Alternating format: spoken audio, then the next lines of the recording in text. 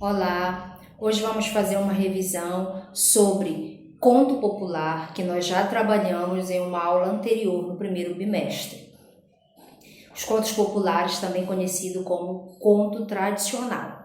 Eles revelam as características, os valores e a visão de mundo de um grupo ou de um povo. Esse tipo de texto, ele não possui autoria conhecida. Por quê? Porque como ele é contado e recontado de geração em geração, não se sabe quem exatamente foi o autor desse texto. Então eles são contados e depois alguns outros autores escreveram, tá? De tanto ouvir falar. Porém, não foram eles que criaram, tá?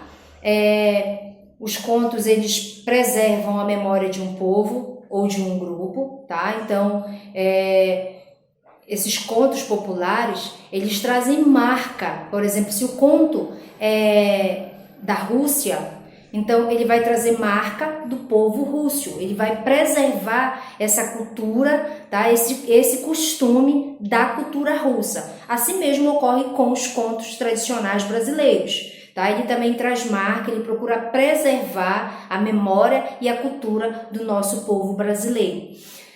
Outra coisa importante dentro dos contos é que o narrador, ele é um narrador testemunha. Por quê? Ele apenas conta os fatos. O narrador, ele não participa da história, ele não é um narrador personagem. Então, o foco narrativo é em terceira pessoa.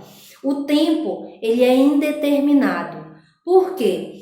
Porque nesse tipo de história, de narrativa, nós temos o tempo, porém não é possível, dentro do enredo ou da ação, a gente identificar exatamente quando essa história se passou. Por quê? Porque eles vão usar expressões ou palavras que possam identificar esse tempo indeterminado. Por exemplo, naquela manhã, no outro dia, semana passada. Então, essas expressões ou palavras nos indicam que o tempo ele é remoto, ele é indefinido. Esse tipo de conto também traz um ensinamento de vida, apesar de ser contos antigos, mas eles são bastante atual, eles têm muito a ver com a nossa atualidade. Então, eles têm essa afinidade com a nossa realidade, de fazer, de se aproximar a tudo aquilo que a gente vive, né, que faz parte do nosso cotidiano. Então, quando a gente lê esse tipo de conto, a gente percebe que alguma coisa vai nos tocar, né, vai nos chamar a atenção para algo que está relacionado à nossa vivência cotidiana. Um enredo, ele é linear, ou seja, ele é um enredo cronológico. Então, ele não sofre, nem no decorrer do seu desenvolvimento, ele não sofre nenhum tipo de corte, de ruptura, de retrospectiva, nem no tempo e nem no espaço. Então, como é que vai ser essa ação? Então, essa ação ela vai ter 4 momentos. Nós vamos ter a situação inicial, que é quando começa a história. Então, ali, nessa situação inicial, nós vamos ter conhecimento dos personagens, do tempo, do espaço onde vai acontecer essa história. Nós vamos ter lá o conflito, que é o segundo momento, tá? O conflito é quando algo entra na historinha ali e isso vai alterar, vai modificar ou desequilibrar essa situação inicial que aparentemente estava vindo muito bem, mas aí entrou um elementozinho e esse elemento modificou toda essa situação inicial, tá certo? Então esse é o nosso conflito. Em seguida ao conflito, nós temos o clímax dentro dessa nossa ordem linear aí. Nós temos o clímax. O clímax, ele é o momento de maior tensão da história. É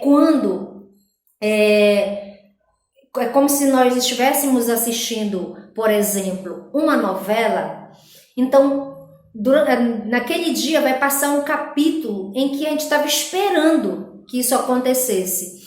Então a gente começa a assistir e aí na última cena do capítulo, a gente imagina que um personagem vai matar o outro, que vai empurrar o outro de cima de um prédio. Então a gente fica esperando para ver o que vai acontecer e aí termina o capítulo e o restante fica para o outro dia. Então é um momento de maior tensão. Claro que os contos, eles não são comparados a nível de tamanho ao da novela. Por quê? Porque o conto, eles são narrativas curtas, as novelas são narrativas longas. Portanto, as novelas têm mais de um conflito e mais de um clímax, tá? O conto não. Ele tem um conflito, um clímax, um conflito, uma situação inicial, um conflito, um clímax e um desfecho, tá? E por fim, o nosso quarto elemento aí do nosso enredo seria o desfecho. O desfecho é a conclusão, ou seja, é a resolução do conflito. Então, houve um conflito lá que desencadeou toda uma situação dentro do conto e o desfecho ele vai ser a resolução, ou seja, a conclusão de toda essa história. Então, lá, tomando por base outras histórias, o E Foram Felizes para Sempre, né? Que a gente fica esperando quem casou com quem realmente morreu. Então, é o desfecho da história, né? Quando tudo se resolve, é quando tudo é concluído. Esse tipo o conto tradicional, ele possui um caráter universal, ou seja, eles são conhecidos mundialmente. Então, nós temos contos brasileiros que são conhecidos na Argentina, nós temos contos da Rússia que são conhecidos aqui, que nós já lemos também. Então, são contos que ultrapassam aí as barreiras mundiais, tá certo? E, além do mais, esse tipo de narrativa, o espaço delas revela a característica da cultura e do local em que tem origem o conto.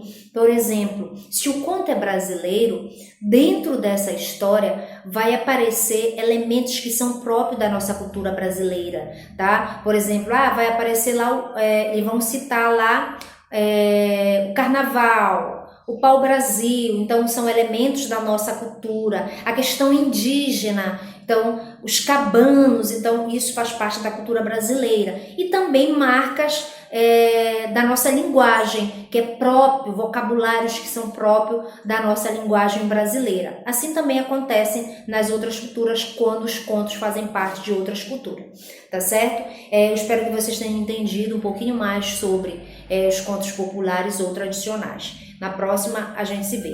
Obrigada!